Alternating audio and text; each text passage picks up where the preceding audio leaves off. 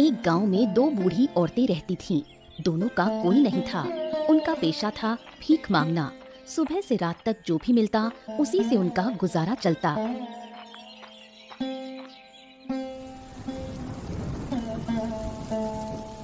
ऐसे तूफान बारिश में तो ढंग से भीख भी नहीं मांग पा रहे। पता नहीं आगे कैसे दिन कटेंगे। बिल्कुल सही कह रही है तू। जब सब कुछ ठीक रहता है तब भी तो ज्यादा भीख नहीं मिलती। नहीं नहीं, ऐसे बैठे रहने से कुछ नहीं होगा। चाहे बारिश हो या तूफान, हमें तो भीख मांगते रहना पड़ेगा। लेकिन ऐसे मौसम में कौन बाहर निकलता है? गांव के लोग तो अपने घरों में ही रहते हैं। अगर ये सोचकर बैठी रही तो फिर हमारा गुजारा कैसे होगा? जो 2-4 पैसे मिल जाएं, वही बहुत है। घर में बैठे बैठे कुछ नहीं होगा। तो तू कह रही है कि हम कल से बारिश में भी भीख मांगने जाएं? बिल्कुल, और क्या उपाय है हमारे पास? ठीक है, तू जो कहेगी वही होगा। घर की हालत भी तो अच्छी नहीं है। अगर भीख नहीं मांगी तो घर मरम्मत भी नहीं करा पाएंगे। इस बरसात में सब कुछ बह जाएगा। हाँ, तू सही कह रही है। ठीक है, हम कल से फिर भीख मांगना शुरू करेंगे। ठीक है, चल अब चले अंदर।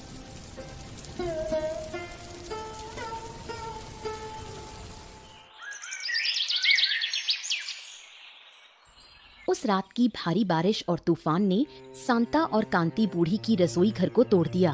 दोनों के पास अब सिवाय रोने के कोई चारा नहीं बचा। हाय हाय, ये क्या अनर्थ हो गया। इस मरने वाली बारिश ने मेरी रसोई ही तोड़ दी। सिर्फ तेरी ही नहीं, मेरी भी हालत बहुत खराब है। अब हम क्या करेंगे? भगवान ने सारे दुख हमारी किस्मत में लिख दिए हैं। इस हालत में तो अब खाना भी नहीं बना सकते। क्या अब भूखे रहना पड़ेगा? कुछ समझ नहीं आ रहा। जेब में एक पैसा भी नहीं है। खाना मुश्किल से नसीब होता है। रसोई कैसे ठीक करवाएंगे? भगवान ने हमारी इतनी बुरी किस्मत क्यों लिखी? अब रोने से क्या होगा? रोने से रसोई वापस नहीं आएगी। तो अब क्या करें? क्या करेंगे? चल, दोनों मिलकर भीख मांगने चलते हैं। जो पैसा मिलेगा उसी से रसोई ठीक कर लेंगे। भीख से जो मिलेगा वो तो खाने में ही चला जाएगा। अगर ऐसे ही हार मान गए तो कुछ नहीं होगा। कोशिश तो करनी ही पड़ेगी। ठीक है, चल। उधर चंद्रकांत बाबू शहर से काम के लिए गांव आए थे। बारिश और तूफान के कारण वो फंस गए। उनके पास वापस शहर जाने के लिए भी पैसे नहीं थे। आइए बाबू, आप नए लगते हैं इस गांव में। क्या आप शहर से आए हैं? बाबू, जरा इधर आइए। 2 दिन से भूखे हैं। इस तूफान में रसोई भी टूट गई। थोड़ी मदद कीजिए। ओहो, देखिए आप लोग गलत समझ रही हैं। मैं मदद करने नहीं, मदद मांगने आया हूँ। मदद मांगने? किस चीज की मदद? असल में मैं शहर से काम के लिए आया था, पर अब वापस जाने के लिए पैसे नहीं हैं। क्या आप थोड़ी मदद कर सकती हैं? हे भगवान, और कोई नहीं मिला मदद मांगने के लिए? भिखारियों के पास ही आए? बारिश के कारण कोई बाहर दिख नहीं रहा, इसीलिए किसी के घर भी नहीं जा सकता। बाबू, क्या आप बहुत परेशानी में हैं? हाँ माँ, बहुत परेशानी में हूँ। नहीं तो आपसे मदद नहीं मांगता। हम ज्यादा पैसा नहीं पाते, लेकिन देखिए जो थोड़ा है, क्या उससे आपका काम चल सकता है? तू पागल हो गई है क्या? हमारी खुद की रसोई टूट गई है, उसे ठीक करना जरूरी है। रसोई बाद में ठीक हो जाएगी, लेकिन बाबू को अभी मदद की जरूरत है। आप चिंता मत कीजिए, जब मैं अगली बार गांव आऊंगा आपका पैसा लौटा दूंगा। आजकल कौन पैसे लौटाने आता है? बाबू, आप लीजिए, जो मेरे पास है वही दे देती हूँ। जितने भले दिल की थी सांता बुढ़िया, उतनी ही खराब सोच की थी कांति बुढ़िया। कांति बुढ़िया कभी किसी की भलाई सहन नहीं कर सकती, ना ही किसी की मदद करती। क्या रे, आज भीख मांगने गई थी और तेरा तो पूरी तरह से नुकसान हो गया। होने दे, मुझे कोई फर्क नहीं पड़ता। मैं शहर के उस बाबू की मदद कर पाई, यही बहुत है। अब ये जो रसोई घर टूटा पड़ा है, इसे ठीक कैसे करेगी? खाना कैसे पकाएगी? तू जितने पैसे लाई है उससे तो रसोई ठीक नहीं होगी। मैं कुछ दिन तक जैसे तैसे चला लूंगी। मुझे समझ नहीं आता कि तू खुद इतनी मुश्किल में रहते हुए दूसरों की मदद करके क्या शांति पाती है। दूसरों की मदद करने में एक अलग शांति होती है जो तू कभी नहीं समझ पाएगी, और मैं समझना भी नहीं चाहती। मैं तो बस इतना जानती हूँ कि पेट भरे और तन ठीक रहे। हमेशा खुद के बारे में सोचना ठीक नहीं होता, कभी कभी दूसरों के बारे में भी सोचना पड़ता है। क्या पता कभी इसका फल मिल जाए। इतने सालों से तू दूसरों की मदद कर रही है, मगर मैंने कभी नहीं देखा कि तुझे कोई इनाम मिला हो। इनाम क्या हर रोज मिलता है रे, लेकिन कभी ना कभी तो मिलता है। हाँ, हो गया तेरे ज्ञान का भाषण, तू ही रख अपने पास, मैं चलती हूँ। ठीक है, कल सुबह जल्दी उठ जाना। अरे बाबू, आप आइए आइए, कोई मदद चाहिए? नहीं बुढ़िया, नहीं नहीं, कोई मदद नहीं चाहिए। क्या हर दिन मैं तुमसे मदद ही लूंगा क्या? नहीं नहीं, ऐसा मत कहिए। मैंने सोचा आज भी आप किसी मुसीबत में हैं। अरे नहीं रे, आज मैं तुम्हें इनाम देने आया हूँ। इनाम? किस बात का? तूने जो कल मेरी मदद की थी उसी का बदला देने आया हूँ। आप पागल हो गए हैं क्या बाबू? मैंने किसी इनाम के लिए आपकी मदद नहीं की थी। मुझे पता है, मगर मैं खुशी से दे रहा हूँ। ना बाबू, मैं इनाम नहीं ले सकती। अब पर तुझे उधार के पैसे तो लेने ही होंगे। ठीक है, अगर देना ही है तो उधार के पैसे दे दीजिए, इनाम नहीं। तेरी एक भी बात नहीं सुनूंगा, इनाम तुझे लेना ही होगा। ठीक है बाबू, जैसा आप ठीक समझे। ये लो, ये 2 सोने की चूड़ियां हैं, इन्हें बेचकर अपने काम में ले लेना, ठीक है? सोने की चूड़ियां? मैं इनका क्या करूंगी? ये अब मेरे किसी काम की नहीं है। मैं अकेला आदमी हूँ, इन्हें रख के क्या करूंगा? फिर भी आप मुझे दे देंगे? अगर इससे तेरा भला हो सकता है तो ले ले, इसमें क्या दिक्कत है? लेकिन कोई लेकिन वेकिन नहीं, अब मैं चलता हूँ बस। चंद्रकांत बाबू द्वारा शांता बुढ़िया को दिया गया इनाम देखकर कांति बुढ़िया जल भुनकर पछताती है। अरे बूढ़ी माँ, तुम हमारे घर पर? अरे समझ नहीं रहे हो, जरूर किसी मदद के लिए आई है। अरे नहीं नहीं, मैं किसी मदद के लिए नहीं आई हूँ। अच्छा, तो बताओ फिर किस लिए आई हो? दरअसल आज एक शहर के बाबू ने मुझे एक जोड़ी सोने की चूड़ियाँ दी हैं। मेरा तो कोई है नहीं, क्या तुम ये चूड़ियाँ बेच सकते हो? सोने की चूड़ियाँ? कहाँ से मिली तुम्हें? कहीं झूठ तो नहीं बोल रही? चोरी वोरी तो नहीं की? अरे नहीं नहीं, मैं भला चोरी क्यों करूँगी? भगवान कसम, मैं सच कह रही हूँ। तो फिर दिखाओ वो चूड़ियाँ कहाँ हैं? हे माँ, ये तो सच में सोने की चूड़ियाँ हैं। ठीक है बूढ़ी माँ, तुम चिंता मत करो, मैं तुम्हारी चूड़ियाँ बेच दूंगा। तो कब बेचोगे? अब इस तूफान और बारिश में ग्राहक नहीं मिलेगा, जैसे ही मौसम ठीक होगा मैं बेच दूंगा। ठीक है, मैं चलती हूँ। सुनो बूढ़ी माँ, तुम ये चूड़ियाँ मुझे ही बेच दो ना। ये तुम क्या कह रही हो? हमारे पास अभी इतना पैसा नहीं है। बूढ़ी माँ, तुम जाओ। शांता बूढ़ी के पड़ोसी हैं जगदीश और आरती। जगदीश अच्छा इंसान है, लेकिन आरती लालच और ईर्ष्या से भरी हुई है। चूड़ियाँ देखकर उसका लालच जाग उठता है। अरे बूढ़ी माँ, तुमने देखा, शांता बूढ़ी को वो सोने की चूड़ियाँ मिली हैं। हाँ हाँ, देखी हैं, मेरे सामने ही तो शहर के बाबू ने उसे दी थी। जब उसने चूड़ियाँ ली तब तुमने कुछ किया क्यों नहीं? तुम ले सकती थी। मैं कैसे लेती? मैंने तो उस बाबू की कोई मदद नहीं की थी। इसलिए तो कहती हूँ, लोगों की मदद करना सीखो। तू खुद कितनी मदद करती है दूसरों की। क्या करूँ बूढ़ी माँ, हमारी किस्मत में तो कोई इनाम नहीं है। मेरी भी यही कहानी है, मैं मदद करती हूँ फिर भी कुछ नहीं मिलता। अगर वो चूड़ियाँ तुम्हारे पास होती तो तुम खूब पैसा कमा सकती थी। हाँ, मैं अपनी रसोई तो सुधार ही सकती थी। तो फिर एक काम करो, शांता बूढ़ी से वो चूड़ियाँ लेकर मुझे बेच दो। लेकिन वो चूड़ियाँ लाऊं कैसे? कैसे क्या? चुरा लो बस। मैं अब चोरी करूं? वरना तेरे पास पैसा कहाँ से आएगा और रसोई कैसे ठीक कराएगी? ठीक है, मैं वही करूंगी। आरती की बात मानकर कांति बूढ़ी उस रात शांता बूढ़ी की चूड़ियाँ चुराने का निर्णय लेती है।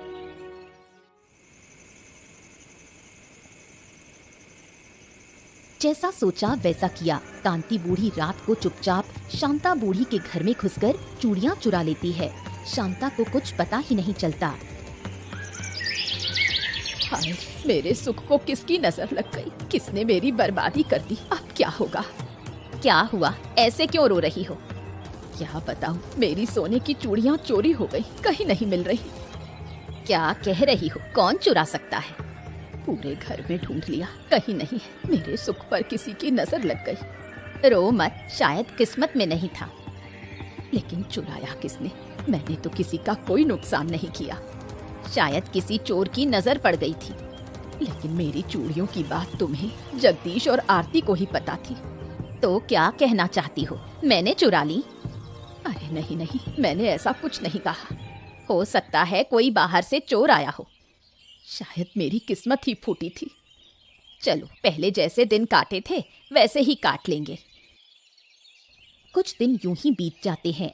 फिर एक दिन चंद्रकांत बाबू फिर से गांव आते हैं और शांता बूढ़ी से मिलते हैं। वो उन्हें सारी बात बताती है। बाबू, आप आ गए? हाँ, गांव में काम था, सोचा तुमसे मिल लूं। अच्छा हुआ आप आ गए। मेरा समय बहुत खराब चल रहा है। क्यों, क्या हुआ? जो सोने की चूड़ियां आपने दी थी वो चोरी हो गई। क्या चोरी? किसने चुराया? पता नहीं, लेकिन वो मेरे बहुत काम आती। ये क्या बात हुई? इतनी कीमती चीज? माफ कीजिए बाबू, मैं आपका दिया इनाम संभाल नहीं सकी। कोई बात नहीं, मैं तुम्हारी रसोई बनवा दूंगा। नहीं बाबू, ये मैं नहीं ले सकती। आपने एक बार मदद की थी, अब और नहीं। अच्छा, एक बात बताओ, तुम्हारी चूड़ियों की बात किन्हें पता थी? पास में भीख मांगने वाली कांति बूढ़ी और पड़ोसी जगदीश और आरती। ओ, तो चोर इन्हीं में से कोई है। लेकिन ये सब मेरे भरोसेमंद लोग हैं। अरे, अब के जमाने में भरोसे नाम की चीज ही नहीं होती है। तुम चिंता मत करो, मैं अगली बार आकर चोर को पकड़वाऊंगा। हाँ।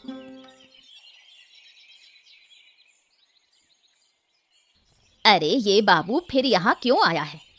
तू चुप रह, शायद किसी जरूरी काम से आया हो। बाबू, आप आज फिर क्यों आए हैं? मैं एक खबर देने आया हूँ। क्यों बाबू, क्या खबर है? सोचा तुम्हें बताना जरूरी है। वो जो चूड़ी का जोड़ा मैंने तुम्हें दिया था ना, वो असली नहीं बल्कि नकली था। नकली? मतलब वो सोने की चूड़ियाँ असली सोने की नहीं थी? नहीं, असली वाली तो मैंने घर पर ही छोड़ दी थी। गलती से नकली वाली ले आया था। अरे बाप रे, अब क्या होगा? अरे, तो तू परेशान क्यों हो रही है? मैंने चूड़ियाँ तुझे थोड़ी ना दी थी, शांता बुढ़िया को दी थी। अरे नहीं नहीं, मैं तो शांता बुढ़िया के लिए ही परेशान हो रही थी। रहने दो बाबू, जब नकली है तो अब चिंता करने का क्या फायदा? नकली तो नकली ही है, अब मुझे असली की भी जरूरत नहीं है। अरे नहीं नहीं नहीं नहीं, ऐसा कैसे? मैं अगली बार असली चूड़ियाँ लेकर आऊंगा। हाँ बाबू, ये ठीक रहेगा।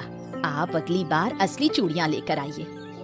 हाँ, नकली से शांता बुढ़िया का भला क्या काम? सही बात है। लेकिन शांता बुढ़िया की चूड़ियाँ तो चोरी हो गई, फिर आप उसे असली वाली कैसे देंगे? हाँ, ये भी सही बात है। जिसने चोरी की उसका तो बड़ा नुकसान हो गया। कोई बात नहीं, फिर भी मैं चूड़ियाँ ले आऊंगा। चंद्रकांत बाबू के मुंह से नकली चूड़ियों की बात सुनकर कांति बुढ़िया घबरा गई। वो मन ही मन सोचने लगी कि नकली चूड़ियाँ देकर असली चूड़ियाँ किसी तरह चंद्रकांत बाबू से हथिया लेगी।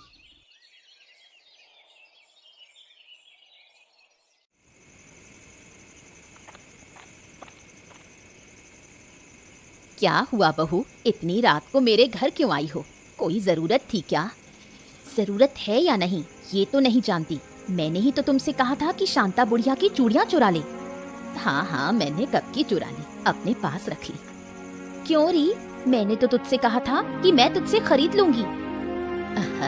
मुझे बिल्कुल ध्यान नहीं रहा। अच्छा बैठ, मैं तुझे चूड़ियाँ देती हूँ। ठीक है, लेकिन चूड़ियाँ असली तो है ना? एकदम असली हैं, खरे सोने की, चाहे तो परख कर देख ले।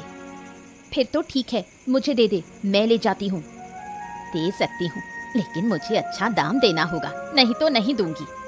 देख, ये चोरी की चीज है, मैं ऐसा दाम दूंगी कि ना तू ठगेगी और ना मैं। नहीं नहीं, तू मुझे ठग ही लेगी, मैं जानती हूँ। तूने जो चूड़ियाँ चुराई हैं वो शांता बुढ़िया, उसके बारे में शांता बुढ़िया को नहीं पता, लेकिन मुझे पता है। तू मुझे धमकी दे रही है क्या? अगर तूने मुझे चूड़ियाँ नहीं दी तो मैं सबको बता दूंगी।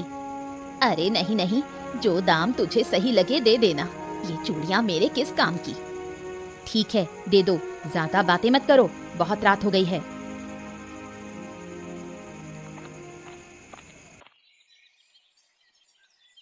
क्या बूढ़ी माँ, तुम्हारी चूड़ियां चोरी हो गईं? क्या चोर का पता चला? अरे नहीं बेटा, एक बार जब चोर ले गया तो क्या अब मिलेगी, तो अब क्या वापस मिलेगा, और मैं कैसे ढूंढूं? अरे बूढ़ी माँ, तुम्हें बहुत दुख हुआ होगा ना? तुम तो सोच रही थी कि चूड़ियां बेचकर बहुत कुछ करोगी। हाँ, पहले थोड़ा दुख हुआ, अब कुछ भी नहीं लगता। क्यों, अब दुख क्यों नहीं हो रहा? क्यों होगा, वो शहर का बाबू आकर बोल गया कि चूड़ियां तो नकली थी। नकली? मतलब वो असली सोने की नहीं थी? नहीं रे, असली कैसे होंगी? बाबू ने साफ कहा कि सब नकली थी, उनका कोई काम नहीं। तो अब क्या होगा? अब क्या होगा, जिसने चुराई उसका ही नुकसान। हाँ, तुमने बिल्कुल सही कहा। क्या सोच रही हो इतना? कुछ नहीं बूढ़ी माँ, बस सोच रही थी कि अब चोर की क्या हालत होगी। अच्छा हुआ चोरी करके ही ठग गया, इससे बड़ा सबक और क्या होगा। ठीक है बेटा, अब मैं चलती हूँ।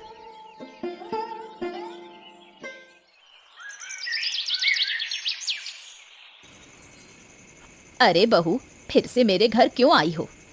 और क्या करती? तुमने मुझे धोखा दिया है। धोखा दिया है? क्या कह रही हो तुम? तुम अच्छे से जानती थी कि वो कंगन नकली है, फिर भी मुझे बेच दिए। अरे नहीं नहीं, मैं सच कह रही हूँ, मुझे कुछ नहीं पता। चुप रहो, मैं तुम्हारी एक भी बात पर भरोसा नहीं करती। अपने कंगन वापस लो और मुझे मेरे पैसे लौटाओ। पैसे कैसे लौटाऊं? मैंने तो वो पैसे खर्च कर दिए। वो मेरी सिरदर्दी नहीं है, तुम मेरे पैसे दो। जो चीज बिक गई उसे वापस लेना ठीक नहीं होता। तो मैं सबको बता दूंगी कि तुमने शांता बूढ़ी के कंगन चोरी किए हैं। अरे नहीं, ऐसा मत करो, जरूरत नहीं इन सब की। तो बताओ, पैसे दोगी या नहीं? समझने की कोशिश करो, कंगन असली है, जरा परख कर देखो। शांता बूढ़ी ने सब बता दिया है, खुद वो शहर का बाबू आकर कह गया कि कंगन नकली है। लेकिन अब पैसे कहाँ से लाऊं? मैं सच में खर्च कर चुकी हूँ, नहीं दे सकती। मैं कुछ नहीं सुनना चाहती, पैसे दो वरना सबको बता दूंगी। अरे नहीं नहीं, रुको, देती हूँ। कंगन की वजह से कांति बूढ़ी मुश्किल में पड़ जाती है, फिर भी सोचती है कि जब चंद्रकांत बाबू गांव आएंगे वो नकली कंगन देकर असली कंगन ले लेगी।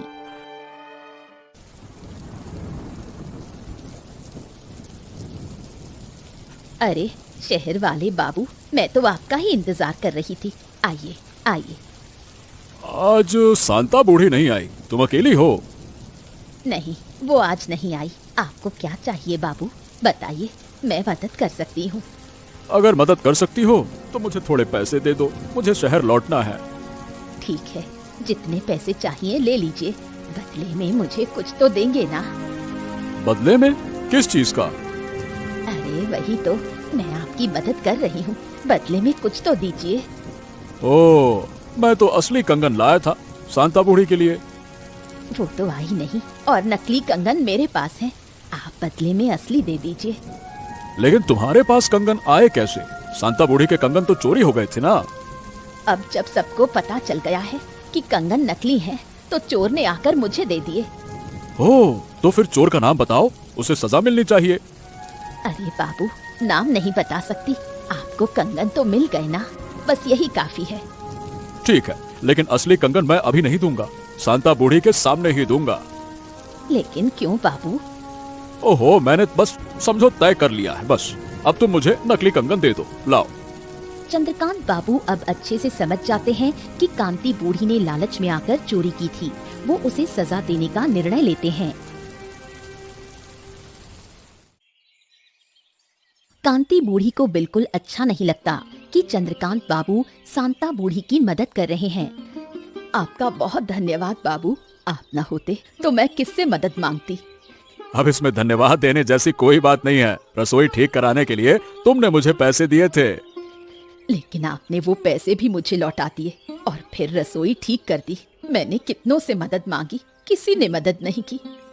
सभी एक जैसे नहीं होते, मैंने भी बहुत लोगों से मदद मांगी थी, लेकिन सिर्फ तुमने की।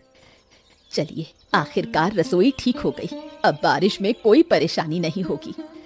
हाँ, मैं बीच बीच में गांव आता रहूंगा, अगर जरूरत हो तो जरूर बताना, ठीक है? ठीक है बाबू, बताऊंगी, लेकिन कांति बूढ़ी की रसोई तो अभी भी टूटी हुई है। कभी कभी दूसरों की चिंता बंद कर दो। जो लोग पीठ पीछे तुम्हारा बुरा करते हैं उनके बारे में सोचने की जरूरत नहीं है। क्या कह रहे हैं बाबू? कांति बूढ़ी मुझे नुकसान क्यों पहुंचाएगी? यही तो अब जानना बाकी है।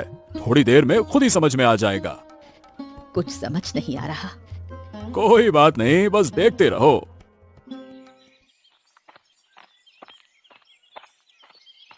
ओ बाबू, मैंने भी तो आपकी मदद की थी। आप मेरा रसोई घर भी ठीक करवा दीजिए ना।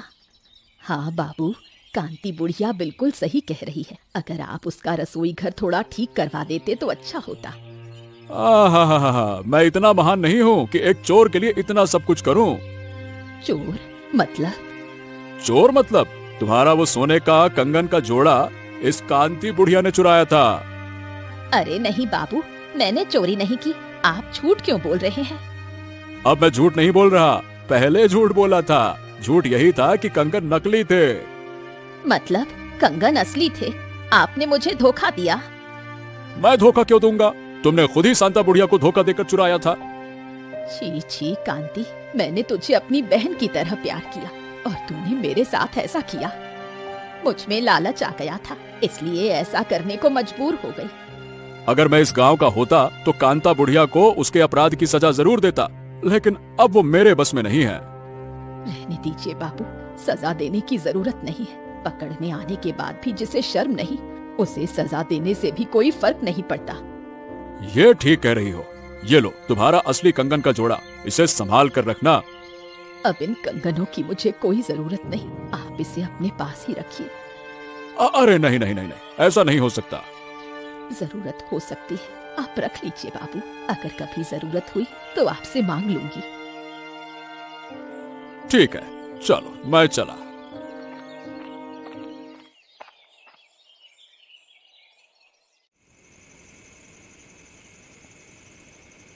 सांता, मुझे माफ कर दे। मैंने तेरे साथ बहुत गलत किया, तुझे धोखा दिया। तुझे अलग से माफ करने की जरूरत नहीं है। तूने मेरे साथ ऐसा किया, यही सोचकर बुरा लग रहा है। मुझे जलन हो रही थी, उस सोने के कंगनों को देखकर लालच आ गया था। तू ऐसा क्यों कर बैठी? मैं तो वो कंगन बेचकर तेरे रसोई घर की मरम्मत करवा देती। मुझे समझ नहीं आया, मुझे माफ कर दे। देख, कभी किसी से जलन करके कोई बड़ा नहीं बनता और किसी का नुकसान करके भी कोई बड़ा नहीं बनता। अब मुझे ये बात समझ में आ गई है। अगर मैं जलन नहीं करती तो आज मेरा रसोई घर भी बाबू बनवा देते। छोड़, अब चिंता मत कर। अब से तू मेरा रसोई घर इस्तेमाल कर लेना। मैं तुझसे वादा करती हूँ कि अब कभी किसी से जलन नहीं करूँगी और हमेशा सबकी मदद करूँगी। मैं भी यही चाहती हूँ। इस दुनिया में मेरा तेरे अलावा और कोई नहीं है। हाँ, हमें तो मिलजुल कर रहना ही होगा, तो याद रहेगा ना? बिल्कुल, अपनी क्षमता के अनुसार हमेशा सबकी मदद करने की कोशिश करूँगी। लोगों की मदद करने में भी एक मानसिक संतोष होता है, जो तू मदद करने के बाद खुद समझेगी। ठीक है, तुझे बहुत बहुत धन्यवाद मुझे समझाने के लिए। मैं अपने किए पर शर्मिंदा हूँ। इसके बाद कांति बुढ़िया ने कभी किसी से जलन नहीं की। वो सांता बुढ़िया की तरह हमेशा सबकी मदद करने की कोशिश करती रही। सांता बुढ़िया और कांति बुढ़िया दोनों फिर से मिलजुल कर भिक्षा मांगकर अपना जीवन यापन करने लगी।